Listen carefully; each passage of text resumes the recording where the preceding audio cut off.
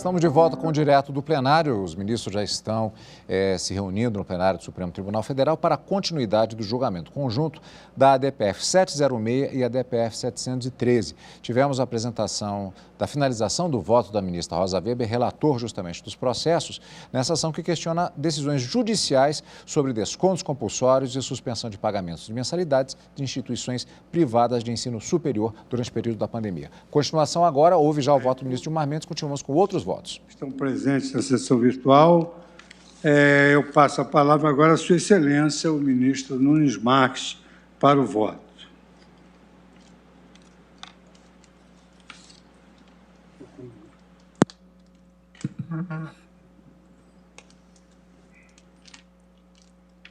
Senhor presidente, senhoras ministras, senhores ministros, senhor procurador-geral da República, senhora secretária da sessão, meu boa tarde a todos.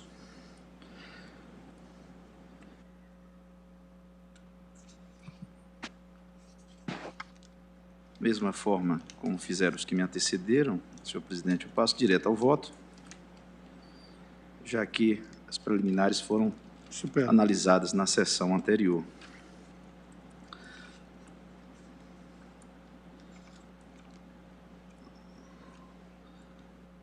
O voto quanto ao mérito. Tendo o plenário, na sessão de 11 de novembro de 2021, admitido parcialmente as duas ADPFs, 706 e 713, nomeadamente no que diz respeito à impugnação de decisões judiciais, nos termos do voto da eminente relatora, passo diretamente ao exame desse aspecto da causa. O mérito de ADPF, numa interpretação articulada no artigo 102, parágrafo 1º da Constituição Federal, com a Lei 9.882 de 99, no seu artigo 1º, consiste em avaliar se está comprovada nos autos: a. ameaça ou lesão a preceitos fundamentais da Constituição por ato do poder público, ou b. controvérsia constitucional sobre lei ou ato normativo federal, estadual ou municipal, incluídos anteriores à Constituição. No caso dos autos, haja vista que o tribunal não conheceu dos pedidos quanto a projetos de lei, atos administrativos e normativos locais, restou unicamente para ser discutida a existência ou não de ameaça ou lesão a preceito fundamental por decisões judiciais que concederam descontos lineares em mensalidades escolares ou a suspensão de pagamentos de mensalidades.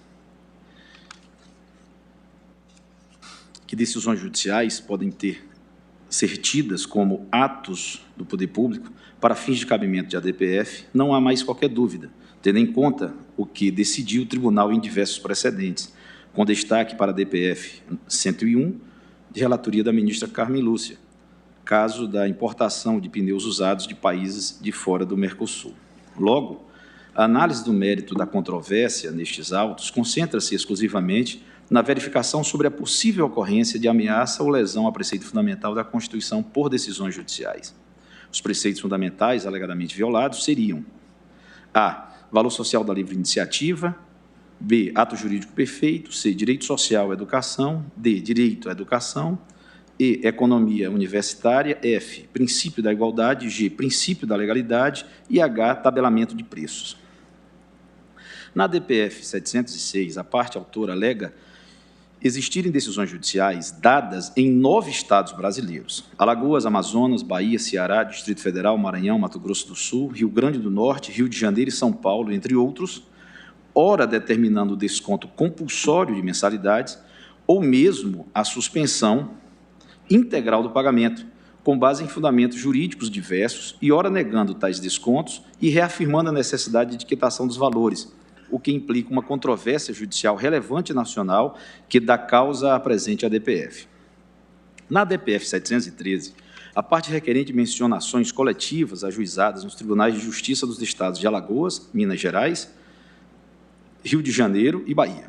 Ademais, refere também que, no Rio de Janeiro, dezenas de liminares foram deferidas em favor de estudantes da mesma instituição de ensino e com base nos mesmos e equivocados, vale destacar, fundamentos jurídicos, Dessa forma, estudantes de medicina de determinada instituição de ensino superior obtiveram liminares que vão de 15% a 70%, a despeito de estarem rigorosamente na mesma situação jurídica.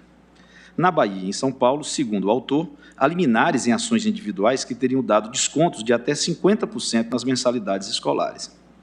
Em ambas as ADPFs, há também a menção de que, em várias ações, o Poder Judiciário negou qualquer espécie de desconto em mensalidade escolar por motivo da eclosão da pandemia, o que comprovaria a existência de controvérsia judicial relevante sobre a matéria. Creio que é preciso, em primeiro lugar, estabelecer que há dois tipos de decisão judicial muito diversas que estão sendo atacadas aqui nas duas ADPFs, as proferidas em ações coletivas e as prolatadas em ações individuais. As ações coletivas e o tema 1075 da repercussão geral. Quanto às ações coletivas, preocupa-me sobremaneira que, ao admitir a ADPF como autêntico incidente de assunção de competência pelo Supremo Tribunal Federal, sob o fundamento de proteção a preceito fundamental, venha-se a reduzir o alcance dos preceitos fundamentais que asseguram a tutela coletiva de direitos perante o Poder Judiciário. Digo isso com a máxima vênia dos que pensam de modo diverso, tendo em conta a decisão que o plenário desta Corte tomou recentemente nos autos do recurso extraordinário 1.101.937 São Paulo, tema 1075 da repercussão geral, relator ministro Alexandre de Moraes, em que foi declarada a inconstitucionalidade do artigo 16 da Lei de Ação Civil Pública com a redação da Lei 9494 de 97, que limitava territorialmente os efeitos da sentença em ação civil pública. Ali, a douta maioria, da qual tive a honra de fazer parte, estipulou a tese segundo a qual, quando forem ajuizadas múltiplas ações civis públicas de âmbito nacional ou regional e fixada a competência nos termos do artigo 93, inciso 2 do Código de Defesa do Consumidor, firma-se a prevenção do juízo que primeiro conheceu de uma delas, para o julgamento de todas as demandas conexas. Ou seja, o Supremo Tribunal Federal, em repercussão geral, sinalizou no sentido de que a insegurança jurídica, que pode ser ocasionada pelo ajuizamento de múltiplas ações coletivas sobre o mesmo tema, em localidades diversas, deve ser resolvida pelo Instituto da Prevenção, e não por ADPF. O tribunal teve em vista claramente a possibilidade de que decisões conflitantes poderiam ser tomadas entre diferentes juízes, nos casos de ações com alcance nacional ou regional, mas considerou que a aplicação da prevenção seria suficiente para contornar possíveis contradições entre decisões judiciais. Disse a esse propósito o ministro Alexandre de Moraes, relator do RE 1.101.937, São Paulo. Dessa maneira, o juiz competente, nos termos do artigo 2º da Lei da Ação Civil Pública e 93 do CDC, que primeiro conhecer da matéria, ficará prevento para processar e julgar todas as demandas que proponham o mesmo objeto. A aplicação dessas normas torna possível definir qual o juiz competente, inclusive para ações cuja decisão tem efeitos regionais ou nacionais. E, uma vez fixada essa competência, o primeiro que conhecer da matéria, entre os competentes, ficará prevento. Essa solução concede um sentido orgânico à legislação processual e já vem sendo empregada pelo Superior Tribunal de Justiça. A eminente ministra Carmen Lúcia, em seu voto no mesmo recurso extraordinário, observou com propriedade que a prevenção solucionaria o problema das possíveis contradições entre decisões em ações coletivas de alcance amplo. Disse Sua Excelência. Também voto no mesmo sentido de que as ações variadas ou muitas ações civis públicas com eficácia regional ou social tenham a sua competência firmada por prevenção ao juízo que primeiro tenha conhecido de uma delas. Nesse sentido, nós teríamos não apenas solucionado este caso, e, conforme disse, concluo no sentido de negar provimento aos recursos extraordinários, mas também eventuais dúvidas que pudessem sobreexistir nessa matéria e que vêm sendo, durante todo esse período, muitas vezes questionadas com soluções que geram insegurança. Pois bem, assentada essa premissa, verifico que, no tema Hora e Análise, essa tese já foi devidamente aplicada pelo Superior Tribunal de Justiça em pelo menos uma situação. De fato, 18 ações civis públicas visando a desconto de mensalidade em razão da pandemia de Covid-19, propostas em estados distintos contra entidades de um mesmo grupo econômico, foram submetidas à prevenção. O Superior Tribunal de Justiça, reportando-se expressamente ao tema 1075 da repercussão geral, em total acatamento à orientação do plenário deste Supremo Tribunal Federal, nos autos do conflito de competência 175.936 Maranhão, relator ministro Moura Ribeiro, segunda sessão, julgada em 25 de agosto deste ano, fixou a competência da Vara de Interesses Difusos e Coletivos de São Luís, Maranhão, para apreciar com precedência a matéria sob exame com alcance nacional. Verbes, leio apenas a parte inicial da emenda. Conflito positivo de competência, incidente manejado sob a égide do novo CPC, ações civis públicas, pandemia Covid-19, pretensão de descontos nas semestralidades das instituições de ensino superior integrantes de um mesmo grupo econômico, ações nas quais houve desistência, celebração de acordo e indeferimento da inicial, perda do objeto, causa de pedir pedidos comuns, conexão entre os feitos, necessidade de julgamento uniforme, princípio da segurança jurídica, prevenção, artigo 2º, parágrafo único da Lei 7.347 de 85, aplicação, precedentes, conflito conhecido em parte para declarar competente o juízo da Vara de Interesses Difusos e Coletivos de São Luís, Maranhão. Me abstenho da leitura da emenda, que é um pouco alongada, mas a parte inicial já demonstra a finalidade do seu conteúdo.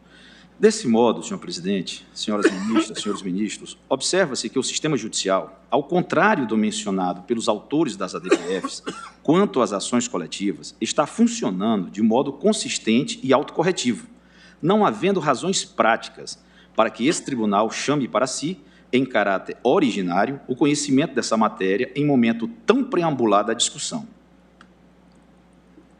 O suposto risco de contradição tem sido resolvido pelo Superior Tribunal de Justiça, ao centralizar, a pedido dos interessados, julgamentos perante o juízo prevento. Nesse aspecto, não há sequer ameaça e muito menos lesão a qualquer preceito fundamental. As partes têm à sua disposição, e algumas têm usado, mecanismos processuais eficientes para assegurar-se contra decisões paradoxais. Em adição, não posso deixar de mencionar também que a base empírico-probatória da ação deixa muitas dúvidas sobre a exatidão das alegações dos autores. Exemplifico. Na ação civil pública 0813752, dígito 52, 2028, 10.000 ao contrário, que tramitou no Tribunal de Justiça do Maranhão e que é mencionada com destaque na DPF 706, página 39 da petição atrial, as decisões concessivas de tutela de urgência foram cassadas por decisão do Supremo Tribunal Federal na reclamação número 43.687, relatoria do ministro Gilmar Mendes. Em seguida, o Ministério Público Local requeriu a extinção do processo sem resolução do mérito, por perda superveniente do interesse processual, tendo em vista a declaração de inconstitucionalidade pelo STF da Lei Estadual 11.259 de 2020, nos autos da ADI 6435 Maranhão, de relatoria do ministro Marco Aurélio, bem como o encerramento do ano letivo de 2020, de modo que o prosseguimento da demanda e eventual acolhimento dos pedidos iniciais não teria nenhuma utilidade prática para os consumidores substituídos. O juiz extinguiu o feito em abril de 2021, conforme está no site da Justiça do Maranhão. Na CP 022.6170.82.2020, 8.06001 da Justiça do Estado do Ceará, me reporto às ações indicadas na petição inicial das ADPFs. O juiz homologou acordo entre algumas das partes e extinguiu parcialmente o feito em 9 de setembro de 2021.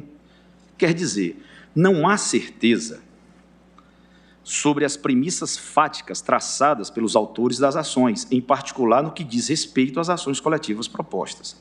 O próprio tempo transcorrido desde o ajuizamento das ações de revisão contratual pode ter alterado o contexto fático das demandas referidas por amostragem. Embora a DPF seja uma ação de controle abstrato de constitucionalidade, as premissas fáticas que estão na base do seu julgamento precisam ter correspondência com a realidade para assegurar a aderência da discussão ao mundo dos fatos.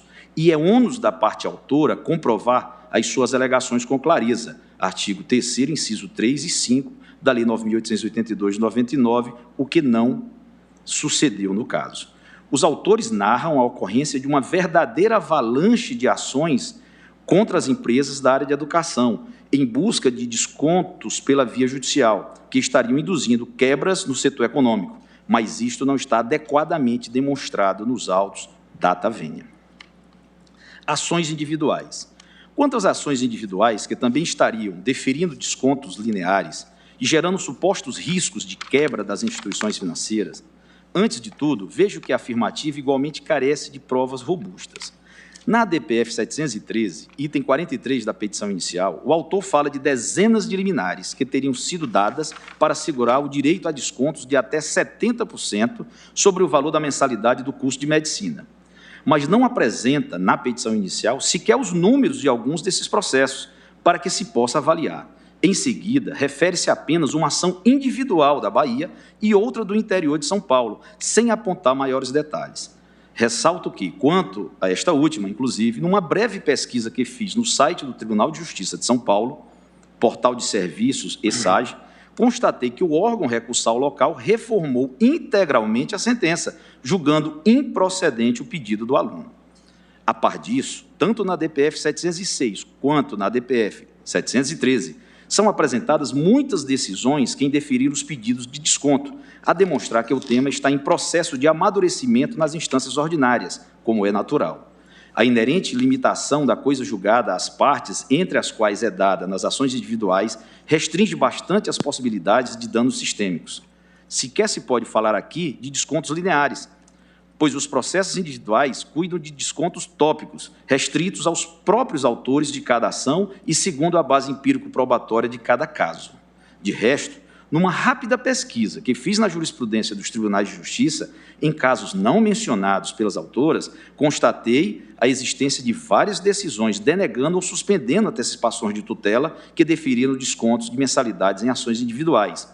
Exemplificativamente, agravo de instrumento, ação de redução de mensalidades escolares, tutela de urgência deferida pelo juízo ACO, pandemia do novo coronavírus, aulas online, alegação de desequilíbrio contratual, pleito de redução de mensalidades, impossibilidade, inteligência do artigo 478 do Código Civil, teoria da imprevisão, requisitos legais, fatos excepcionais imprevisíveis, vantagem exacerbada, onerosidade excessiva, pressupostos por hora não verificados em caso, tutela de urgência, requisitos do artigo 300 do CPC de 2015, fumus boniuris, periculo in mora, não verificados, a ausência de lastro probatório apto a materializar a probabilidade do direito, bem como o perigo da demora, fatos que demandam dilação probatória, modalidade de ensino à distância, previsão nas portarias 343 de 2020 e 544 de 2020 do MEC, parecer 19 de 2020 do Conselho Nacional de Educação, CNE, homologado pelo ministro competente, prorrogação até 31 de dezembro de 2021, revogação da tutela de urgência que se impõe, agravo de instrumento conhecido e provido. Tribunal de Justiça do Paraná, 7ª Câmara Cível, número do processo mencionado aqui nos autos, desembargadora relatora Ana Lúcia Lourenço. No mesmo sentido, e me abstenho da leitura, Tribunal de Justiça de São Paulo, no agravo de instrumento 21.20.621.2020, 8.2600, relator desembargador Mendes Pereira, que também suspendeu decisão de primeiro grau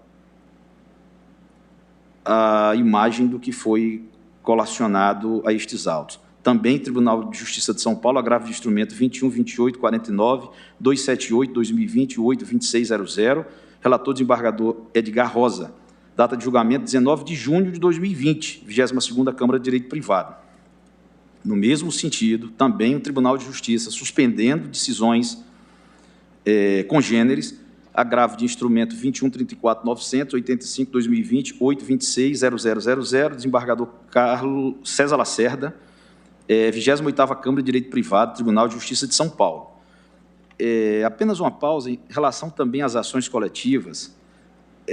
Em muitos estados, elas foram objeto também de suspensão do liminar e tiveram provimento liminar da lavra dos presidentes daqueles tribunais, como no caso do Rio de Janeiro, Bahia, Pernambuco, Rio Grande do Norte, ou seja, a maioria dessas ações já estão suspensas por mecanismos próprios previstos na lei processual, seja por agravo de instrumento, seja através de suspensão de liminar e também, como foi demonstrado, pelo Superior Tribunal de Justiça na indicação de um juízo pré-evento, ou seja, os mecanismos ordinários postos à disposição dos jurisdicionados estão, pelo menos ao meu sentir, funcionando de forma eficiente e a contento.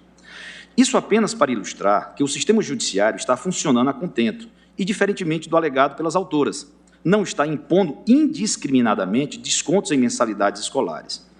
A questão está sendo assimilada pelos órgãos competentes segundo o tempo próprio da Justiça, sem que se tenha demonstrado efetivamente que tais decisões estejam causando prejuízos irreparáveis às instituições. A revisão judicial dos contratos como direito íncito à garantia de tutela jurisdicional. A revisão judicial dos contratos está incluída no vasto conjunto dos instrumentos próprios da tutela jurisdicional do Estado, Constituição Federal, inciso 35. É direito fundamental que, inclusive, é o último garante de todos os demais direitos. Com a mais respeitosa vênia, o que pedem os autores das ADPFs é a suspensão episódica da garantia de acesso à justiça. Ao requererem que esse tribunal emita um comando abstrato, genérico e para o futuro, no sentido de que não se pode revisar o contrato desta ou daquela maneira, os autores intentam imunizar-se contra alguns instrumentos da jurisdição. E seguramente não há, no direito brasileiro, garantia constitucional abstrata e genérica contra a revisão judicial de contratos. As obrigações civis não são imunes à jurisdição. Há muito se conhece que o pacta sunt servanda precisa ser compreendido em termos relativos, especialmente se ocorrem fenômenos imprevisíveis que venham a afetar a economia do contrato. A própria Lei 13.874, de 20 de setembro de 2019, que instituiu a denominada Declaração de Direitos de Liberdade Econômica, alterou o Código Civil para admitir a revisão dos contratos, embora em caráter excepcional e com mínima intervenção.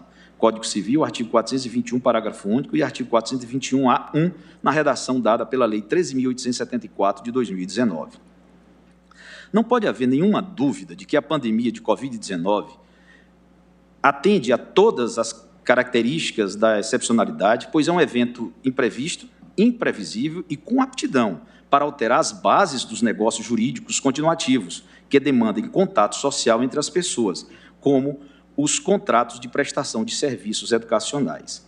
Como já mencionei durante a apreciação das questões preliminares, o próprio Supremo Tribunal Federal, em decisões monocráticas, determinou a suspensão do pagamento de dívidas de vários estados e municípios com a União e outros entes federais, tendo em vista as consequências econômicas da pandemia sobre a arrecadação dos entes políticos locais. Cito, a título meramente exemplificativo, a suspensão do pagamento da dívida do Estado do Mato Grosso com a União, ACO 3.382, relator ministro Alexandre de Moraes, e a suspensão da dívida do município do Rio de Janeiro com o BNDES, PET 8743, de relatoria do ministro Dias Toffoli.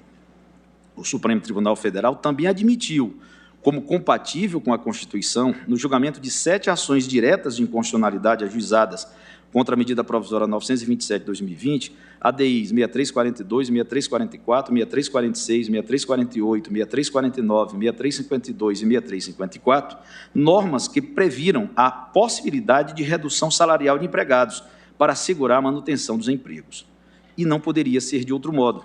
No mundo inteiro, o abalo econômico provocado pela pandemia de Covid-19 exigiu a concepção de soluções novas, criativas, adaptáveis a uma economia com um contato social reduzido ao mínimo.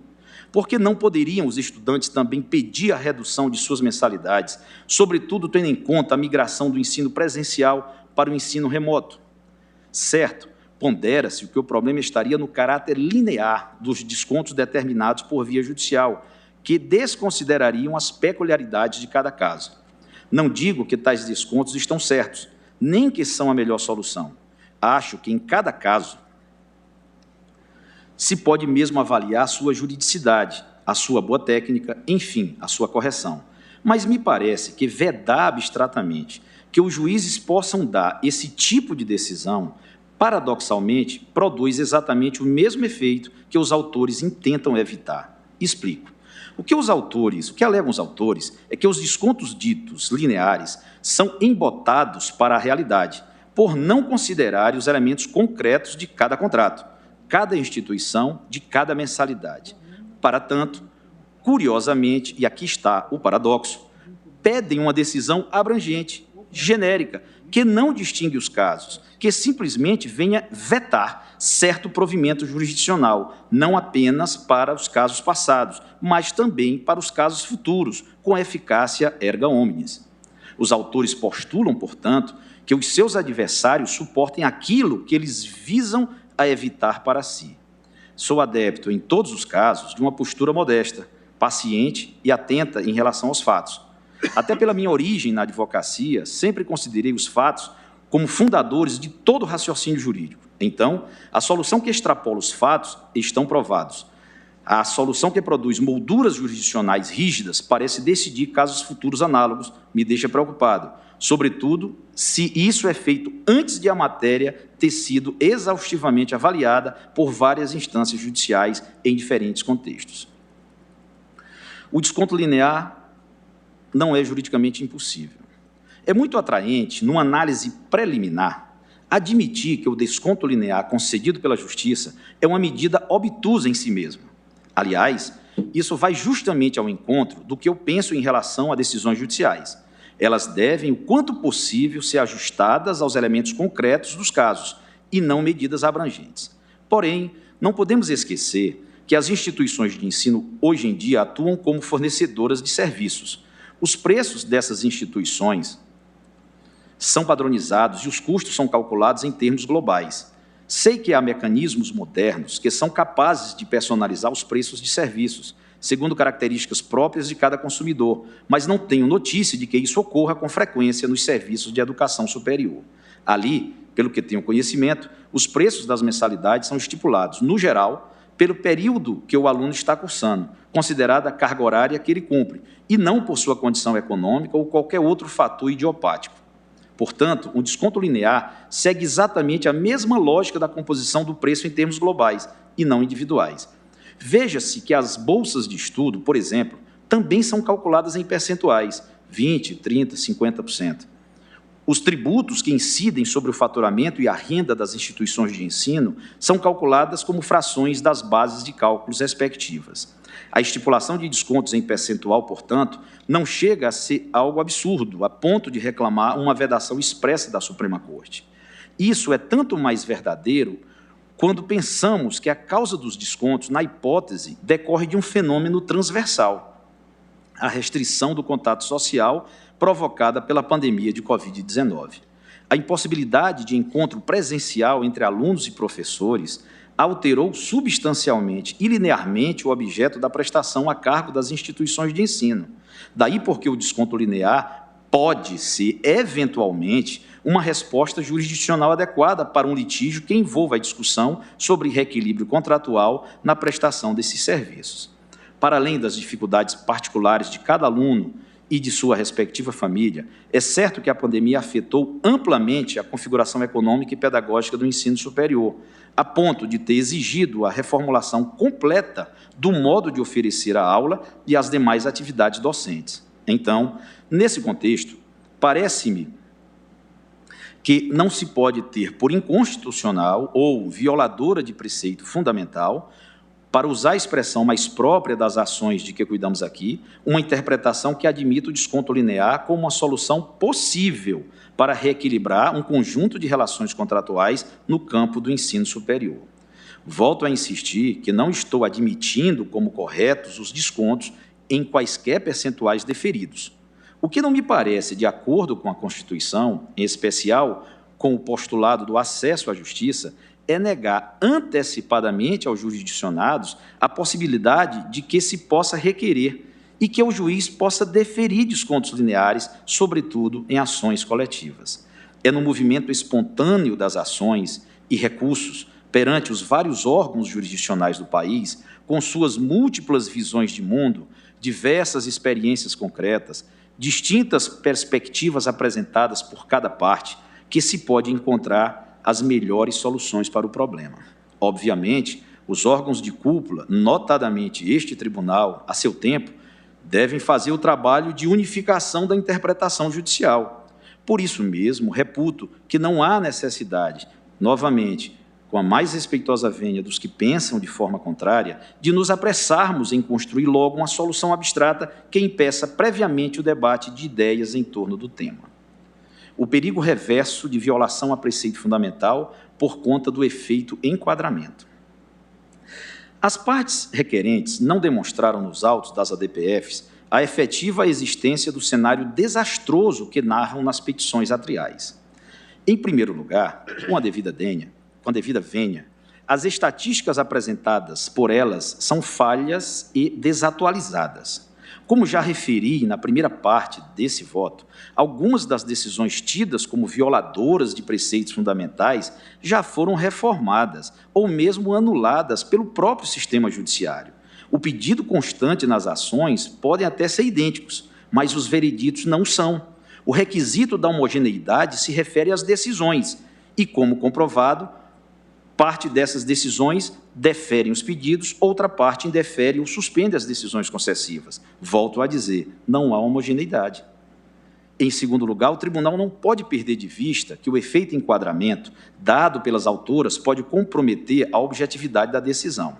As ações escolhidas pelas requerentes para apresentar a controvérsia não foram pinçadas aleatoriamente, mas sim de modo conveniente, ou por estarem de acordo com a tese exposta na inicial, ou por estarem contra e serem ilustrativas da tese inicial. Não há certeza alguma, por exemplo, sobre a existência de teses intermediárias, ou mesmo sobre a quantidade aproximada de ações que versam sobre a matéria. Quantas ações hoje no Brasil discutem essa matéria? As autoras sequer esboçam um número ou uma aproximação. Permanecem sempre no campo do exemplo e das referências vagas.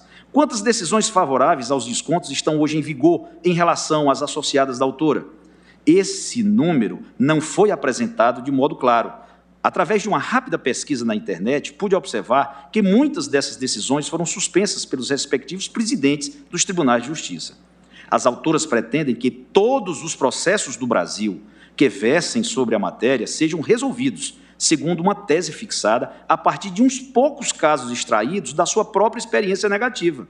Logicamente, como é de se esperar em casos assim, a ênfase maior recai justamente sobre as hipóteses que confirmam a tese inicial e os casos que não confirmam.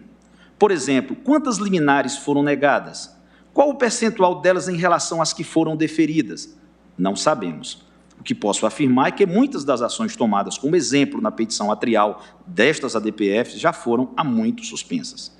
Essa é a típica situação que recai naquilo que os psicólogos e economistas chamam de efeito enquadramento. O tomador de decisão é exposto a uma pequena faixa da realidade e convidado a tomar decisão sobre um foco favorável. Richard Thaler, a esse propósito, lembra da discussão renhida sobre a diferença de preços na venda de gasolina em dinheiro ou em cartão de crédito nos Estados Unidos. As empresas de cartão de crédito, durante muito tempo, lutaram para que não houvesse diferença alguma. Mas quando perceberam que poderiam perder a briga, pediram para que a diferença fosse apresentada ao consumidor não como uma sobretaxa dos cartões de crédito, mas sim como um desconto pelo fato de o pagamento ser em espécie. Isso fazia toda a diferença. Muitos consumidores se disporiam a pagar algo sem desconto usando o cartão de crédito, mas dificilmente eles disporiam a pagar um sobrepreço por causa do cartão de crédito. Um bom enquadramento muda tudo. Há também aquele célebre exemplo da Segunda Guerra Mundial. Quando os aviões aliados voltavam crivados de bala e as equipes de estatísticos de Abraham Wald foi chamada para avaliar quais pontos da fuselagem poderiam ser reforçados sem aumentar drasticamente o peso do avião. As asas e as caudas eram os locais mais atingidos por tiros, enquanto os motores normalmente voltavam intactos. Então, numa análise apressada, parecia interessante reforçar as asas e a cauda. Mas a equipe logo percebeu que faltavam dados ali.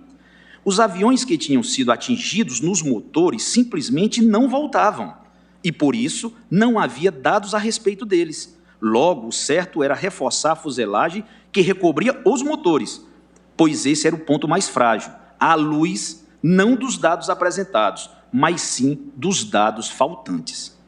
Em certo sentido, é o que ocorre aqui também, pedindo venha ao meu sentir. Fomos apresentados a algumas poucas decisões favoráveis aos descontos em mensalidades escolares, como se elas fossem a maioria das decisões tomadas Brasil afora e como se estivessem a ponto de levar as instituições de ensino à bancarrota. No entanto, pela breve pesquisa que fiz na jurisprudência dos tribunais de justiça, tenho sérias dúvidas se realmente há uma enorme quantidade de decisões concedendo descontos lineares em mensalidades ou se há, na verdade, umas raras decisões que, no entanto, foram bem exploradas, ou se existem muitas decisões que concederam e, atualmente, não possuem mais eficácia. As decisões apresentadas, ademais, são heterogêneas.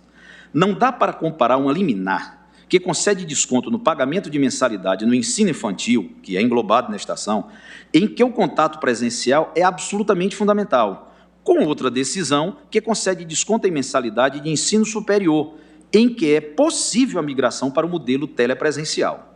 O que pode ocorrer é que decidamos a questão com base no quadro apresentado pelas autoras, afastando, assim, a suposta ofensa a preceitos fundamentais por elas indicados, quando, na realidade, fora do quadro favorável, podemos inviabilizar o processo jurisdicional para pessoas que têm, de fato, o direito de questionar o pagamento das mensalidades nos mesmos valores de antes da pandemia.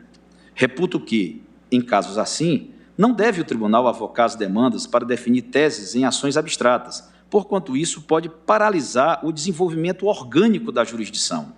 Como sabemos, os fatos têm um peso enorme na configuração do fenômeno jurídico. As soluções abstratas, por isso mesmo, devem ser tomadas apenas quando estão assentadas sobre configurações fáticas bem enquadradas, claramente compreendidas e adequadamente amadurecidas. A ADPF deve ser sempre utilizada com muita parcimônia, quando se dirige contra decisões judiciais, dado que existem caminhos naturais, embora mais longos, por meio dos quais tais demandas possam chegar ao Supremo Tribunal Federal. Nessa direção, destaca-se, sobretudo, o recurso extraordinário, esse vetusto e nobre instrumento de avaliação da jurisdição constitucional do Supremo Tribunal Federal. É por meio dele que as demandas concretas devem normalmente aportar ao STF, quando já sazonado após extensa discussão nas vias ordinárias. Receio que a ADPF, quando utilizada contra decisões judiciais, possa se tornar um mecanismo de avocação precoce de discussões ainda não totalmente amadurecidas, com prejuízo para o aprofundamento da compreensão dos temas em jogo. Data venha, no caso em exame, vejo uma escassa base fática para reconduzir a discussão para termos tão abstratos. É flagrante, por outro lado, o risco reverso de obstrução do acesso ao judiciário em caso de acolhimento das ADPFs. As decisões judiciais contra as quais reclamam as autoras, no mínimo, estão na direção certa, embora possa estar com a intensidade errada, porque realmente a pandemia, como um fato transversal que atingiu todas as relações sociais que dependem de contato interpessoal presencial, implicou a revisão de muitas relações jurídicas. Então, me parece que não há ofensa alguma a preceito fundamental aqui, embora possa haver, sim, erro injudicando, aqui ou ali, mas isso se resolve melhor pelo jogo normal das ações e recursos. Eu acho que não terminei por não constar do voto, mas eu lembro duas situações que acabei recordando em razão dessas ADPFs. Por exemplo, nós temos também uma infinidade de demandas judiciais ajuizadas para regular os contratos no que diz respeito à locação comercial. São inúmeras as ações distribuídas em todo o Brasil discutindo a suspensão dos contratos ou a redução dos valores pagos em aluguel. Daqui a algumas horas, elas também chegam através de ADPF. Nós temos também, e eu, integrando uma turma no TRF da Primeira Região, me recordo que há uma regulação interna da Receita Federal, não utilizada até então, que ela previa a possibilidade de diferimento dos tributos federais nos municípios ou estados em que fosse declarado estado de calamidade. Não esperava a Secretaria da Receita Federal do Brasil que viesse uma pandemia. E muitos magistrados brasileiros, muitos, deferiram medidas judiciais diferindo o pagamento do tributo até que cessasse esse estado de calamidade. Então, mencionei dois casos, além das discussões de redução de mensalidade escolar, que são as reduções dos contratos de locação e o diferimento do recolhimento de tributos, que, eventualmente, possam ser alvo do mesmo objeto, por estarem, eventualmente, de um lado, principalmente as de locação, intervindo na economia livre do país. Mas foram exemplos que eu lembrei agora, não me recordo se coloquei no voto. Bom, inexistência de ofensa a preceito fundamental. Por fim, e para concluir, analiso diretamente as alegações de ofensa aos preceitos fundamentais invocados pelas partes requerentes das ADPFs. A. Valor social da livre iniciativa. Artigo 1º, inciso 4 da Constituição Federal. A livre iniciativa significa, sobretudo, a possibilidade de que os agentes econômicos possam exprimir as suas ideias e os seus projetos pelos mecanismos disponíveis na economia de mercado nacional. Com as limitações jurídicas isonômicas que sejam estabelecidas a bem da coletividade, a revisão judicial de contratos é mecanismo reconhecido pelo ordenamento jurídico de países civilizados para o fim de ajustar as bases do negócio às circunstâncias novas que surjam de modo inesperado e com possibilidade de gerar desequilíbrio relevante. Aliás, como já ressaltei em outro ponto deste voto, a própria Lei 3.874 de 2019, que instituiu a denominada Declaração de Direitos de Liberdade Econômica, que alterou o Código Civil para admitir a revisão dos contratos, embora em caráter excepcional e com mínima intervenção. Portanto, não vejo como possa a livre iniciativa ser atingida, em tese, por decisões judiciais que procedem à revisão de contratos ante o advento da pandemia de Covid-19. B. Ato jurídico perfeito, artigo 5º, inciso 36 da Constituição. O mesmo argumento anteriormente exposto aplica-se aqui. A circunstância de a Constituição proteger o ato jurídico perfeito não se traduz na imunidade de revisão judicial para relações jurídicas continuativas que venham a ter a sua estrutura econômica financeira abalada por evento extraordinário. Claro que, em cada caso, pode-se invectivar contra a decisão oferecida em concreto. É justamente isso que defendo, que o sistema judiciário possa inquirir, analisar, decidir e revisar as próprias decisões segundo as alegações e provas apresentadas. Por essas razões, não vejo também ofensa a ato jurídico perfeito. C. Direito social à educação, artigo 6 caput 205 da Constituição.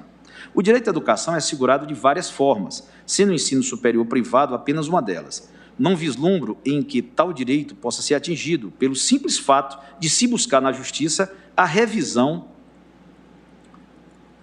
judicial de um contrato que, de fato, teve sua base alterada pela pandemia de Covid-19. As autoras tentam associar as ações de revisão à quebra de instituições financeiras, o que indiretamente atingiria o direito à educação. Só que essa associação está baseada em meras especulações. Não há provas nos autos de que alguma instituição de educação tenha quebrado por causa de decisões de revisão de contratos de pandemia. Ademais, as empresas da área de educação também podem quebrar, infelizmente. Não se pode, só por isso, imunizá-las contra a jurisdição. Rejeito, portanto, a alegação de ofensa a esse preceito fundamental. D. Autonomia universitária, artigo 207. A autonomia universitária assegura a liberdade de organização administrativa, pedagógica e empresarial das instituições de ensino superior. Mas, no instante em que a instituição de ensino superior contrata com o aluno, os direitos fundamentais desse aluno também incidem na relação jurídica, de modo que uma conciliação entre ambos é o caminho constitucional adequado para a solução de controvérsias nesse campo. De resto, como bem lembrado pela Procuradoria-Geral, a jurisprudência do Supremo Tribunal Federal é pacífica em afastar o caráter absoluto da autonomia universitária. ADI 4406, ministra Rosa Weber, ADI 5035, ministro Alexandre de Moraes, ADI 3757, ministro Dias Toffoli, ADI 1599, ministro Maurício Correia. As universidades submetem-se às disposições legais, não se confundindo autonomia com soberania. Rejeito, assim, a alegação de ofensa à autonomia universitária. E. Igualdade. Caput do artigo 5º da Constituição. A igualdade está sujeita à conformação prática de cada direito, não sendo uma garantia monolítica. As desigualdades provocadas por decisões judiciais díspares para situações análogas, de fato, devem ser evitadas. Mas, para isso, o Código de Processo Civil de 2015, cuja concepção foi capitaneada pelo eminente presidente, ministro Luiz Fux, tem vários instrumentos. Por exemplo, o incidente de resolução de demandas repetitivas, o incidente de assunção de competência, recursos repetitivos. O controle abstrato, por sua vez, de constitucionalidade, não se presta para a pacificação de interpretação infraconstitucional. Não conheço, desse modo, ofensa à igualdade no caso. F. Legalidade e segurança jurídica, artigos 1, 5º, inciso 1. No Estado de Direito, a submissão de todos os conflitos ao monopólio da jurisdição estatal é axioma fundamental. As vicissitudes do processo judicial, com suas diversidades interpretativas, se resolvem pelos meios próprios, dos quais já falei acima. Não se pode ter essas leituras variadas como sinônimos de insegurança jurídica ou de violação à legalidade, sobretudo se há meios adequados para reconduzir todas as interpretações a um padrão comum nas cortes superiores. O que me parece ofensivo de preceito fundamental é justamente o contrário, ou seja, suprimir o funcionamento normal da jurisdição pelo uso impróprio de mecanismos de controle abstrato de constitucionalidade. Rejeito a alegação de ofensa à segurança jurídica e à legalidade. G. Tabelamento de preços. Não há falar em tabelamento de preços aqui, e não há qualquer semelhança deste caso com aquilo que foi decidido nos autos do recurso extraordinário 571.969, caso do congelamento de tarifas aéreas. A decisão que eventualmente admita conceder descontos em mensalidades escolares implica corte parcial no preço estipulado pela instituição, mas não fixa o preço original. Isso quem faz é a própria entidade. A discussão estabelecida nos autos diz respeito à diferença de preço associada à redução dos custos provocada pela pandemia e não ao preço em si. Logo, rejeito a alegação de que estaria ocorrendo tabelamento de preços. Bom, senhor presidente, passo apenas a parte dispositiva, mas antes disso, não poderia deixar, primeiro, de elogiar o voto da eminente relatora, né, do qual cheguei a acompanhar, porque realmente a matéria é muito rica e isso traz debates variados. Então, essa é a minha forma de pensar, mas admito que as razões trazidas por Vossa Excelência também, por um longo tempo, me deixaram aqui em dúvidas, né? E também a progressiva evolução com o voto do ministro Gilmar Mendes, que já evolui no voto com uma postura mais contendora, ao qual eu até me afilio, em que pese, na parte final do voto, dissentir de suas excelências e ao que peço a mais respeitosa vênia, tanto aos que me antecederam, como os também que pensam de forma contrária, e da parte que eu conheço das ações, senhor presidente, eu a julgo improcedente. É como voto.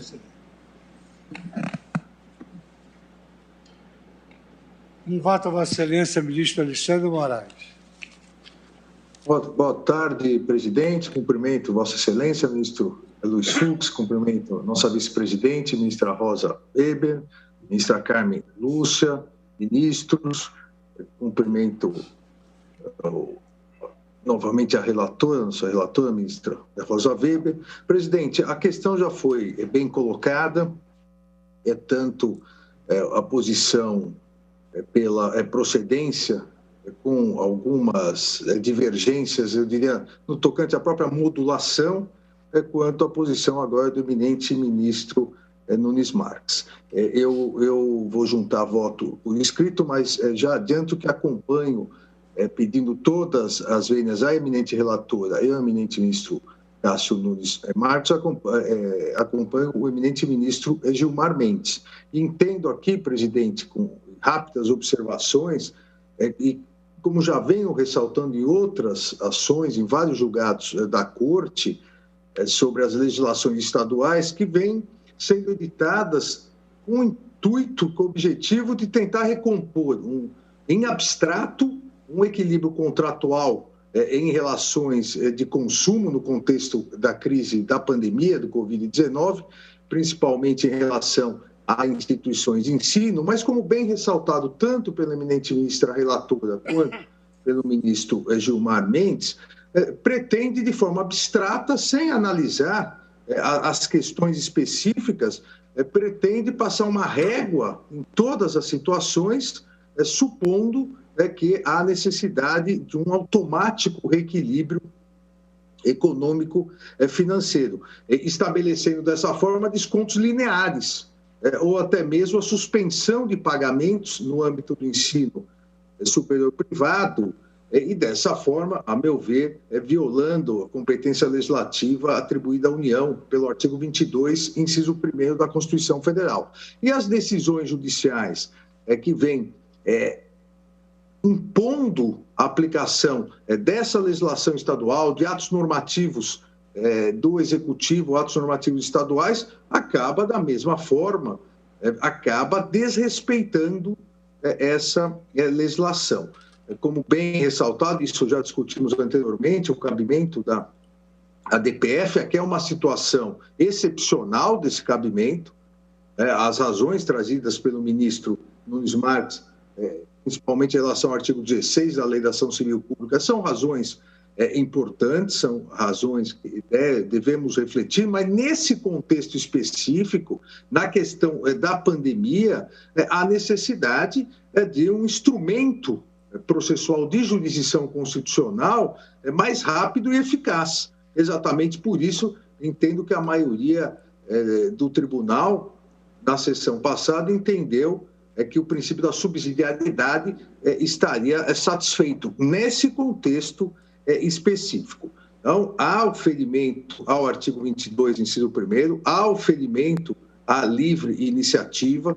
Não desconheço, e aqui, segunda das 3 observações que farei, eu não desconheço que em vários julgados, inclusive um de minha relatoria, a DI 5462, outro de relatoria do eminente ministro Luiz Roberto Barroso, a DI 3874, também a DI 5951, da eminente ministra Carmen Lúcia, o tribunal reconheceu, e reconhecemos por ampla maioria, como legítimo o exercício de determinadas competências concorrentes dos estados na matéria aqui de tutela do consumidor.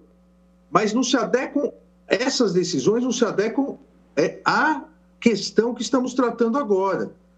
Porque em todas essas decisões não havia um entendimento linear sem analisar exatamente situações concretas, situações específicas. Em todas essas ADIs, citadas como precedentes, inclusive, da tribuna, em todas essas ADIs, a legislação, a atuação do legislador estadual partiu de uma conduta ilícita cometida pelos fornecedores locais e não de forma linear, considerando somente as normas gerais de direito civil, e aí sim desrespeitando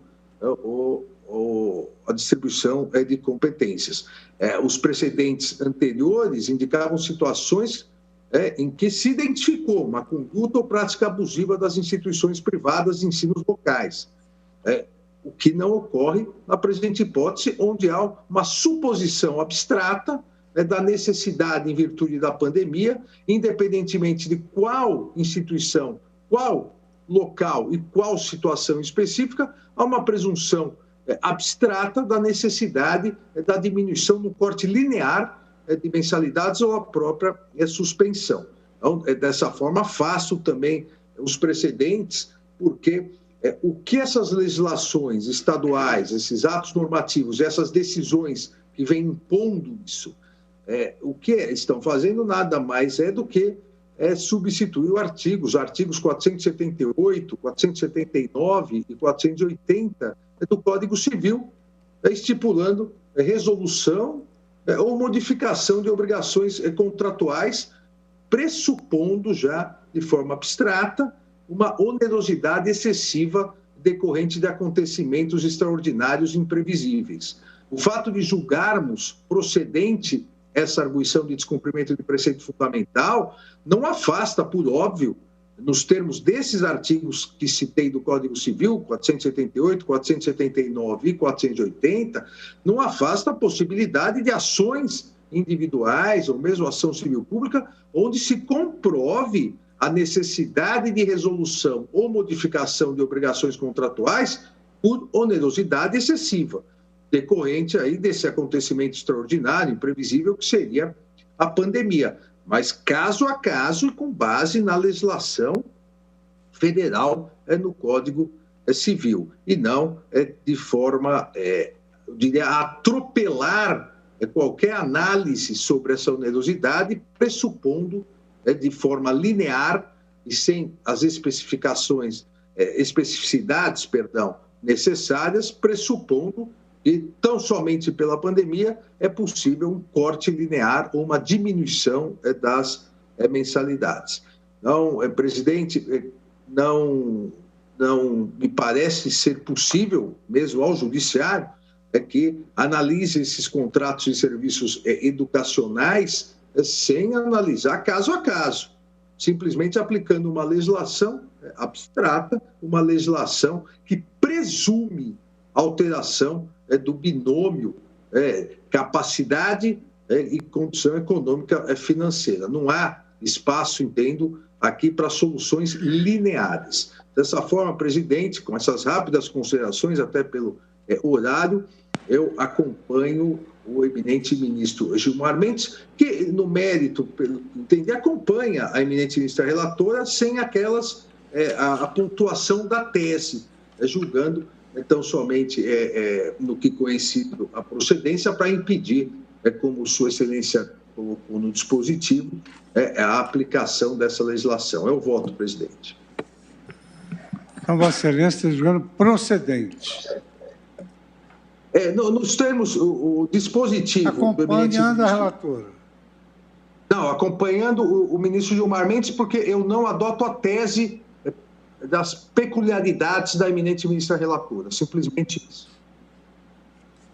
Como é que votou o ministro Gilmar? Julgou procedente? Ação procedente. Bom, eu estou com as conclusões aqui anotadas e, como a matéria reclama uma digressão um pouco mais complexa, eu vou deixar continuidade. Pois não, presidente. Vossa Excelência só me permite uma pequena e rapidíssima intervenção, presidente. Com efeito, eu sou o próximo a votar, sem embargo de algum colega ou alguma colega pretender adiantar o voto, embora a ministra Carmen Lúcia já tenha se manifestado, ainda que na preliminar, mas no voto que Vossa Excelência já está anunciando que prosseguiremos amanhã, creio que de fato é relevante, presidente, porque os votos até agora proferidos, mais do que relevante a conclusão, é examinarmos as respectivas fundamentações, para podermos indicar aos jurisdicionados, na decisão majoritária que prevalecer, qual é não apenas a conclusão, mas a fundamentação que levou a essa conclusão. Senhor presidente, eu peço a palavra também. Eu endosso as observações do eminente ministro Edson Fachin e até no intervalo já havia conversado com a ilustre ministra Rosa Weber e até peço licença para que ela, eventualmente, em querendo e em podendo, no início da próxima sessão, possa esclarecer quais as distinções do voto de Sua Excelência com o voto agora proferido pelo ministro Gilmar Mendes. Porque realmente eu vi pequeníssimas divergências, ou distinções, ou diferenças. Na verdade, é que a fundamentação foi ligeiramente distinta, como agora frisou o ministro Edson Fachin. Então, antes do meu voto, inclusive, eu gostaria de ver esclarecidas estas nuances para que eu possa me posicionar de forma mais firme e efetiva. Tá bem. Ministra Rosa Weber, então amanhã, na abertura... Senhor presidente, pode ser amanhã. Eu vi com muita atenção as ponderações que me fez o ministro Lewandowski, e eu também, à medida em que eu escutei o voto do ministro Gilmar Mendes, mais me convenci ainda do acerto do debate do colegiado, porque são pequenas adequações. Na verdade, o ministro Gilmar Mendes teve a gentileza de me encaminhar agora, durante a sessão, cópia do voto de Sua Excelência, e eu, cotejando o dispositivo, né, apresentado, eu vi que, na verdade, Sua Excelência, como eu, considerou inconstitucionais as decisões judiciais que, de forma linear, determinaram as instituições de ensino superior a concessão de descontos nas contraprestações dos contratos educacionais, desconsiderando as peculiaridades da pandemia, para ambas as partes. Então, o núcleo da compreensão é exatamente a mesma. Eu apenas, e é interessante, senhor presidente, porque eu sempre tenho defendido nesse plenário uma posição minimalista quanto às teses, mas, neste caso, eu até cedi, de certa forma, a insistência, inclusive, dos Amite Curie, né, que fizeram audiência comigo e que me ponderaram a importância que seria o estabelecimento das balizas. Eu não costumo sequer apresentar uma tese, né, tão minuciosa como Vossas Excelências sabem. Não teria dificuldade nenhuma em deixar, em princípio, as balizas que eu estipulei, que não são propriamente condicionamentos, como ponderou o ministro Gilmar Mendes. Na verdade, seriam mais assim critérios para fins de julgamento. Né? Não teria nenhuma dificuldade em deixá-los para um obter dictum, por exemplo, como temos feito em outros julgamentos, porque, na verdade, diversamente da compreensão do ministro Nunes Marques, que também é uma compreensão extremamente respeitável e que me leva também a outras reflexões, eu entendo inconstitucionais, sim, essas decisões judiciais impugnadas, porque elas, na verdade, quebram, elas só examinam uma das partes e não fazem a ponderação, né, com relação aos efeitos da pandemia na outra parte contratante.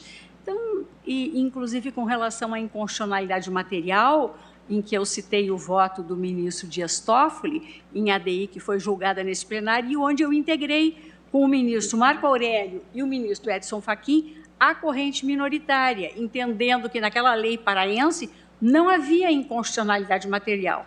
Mas entendo que, já tendo o plenário se pronunciado no sentido da ofensa ao princípio da livre iniciativa, eu deveria trazer uma proposta, né, e uma solução adequada à compreensão recente da Corte. Então, são essas as considerações. O ministro Gilmar fez de uma maneira mais minimalista, mas eu gostaria de ouvir o ministro, o voto do ministro amanhã, do ministro Edson Fachin e dos demais colegas, e quem sabe, no final, fazer alguma... Claro. Né?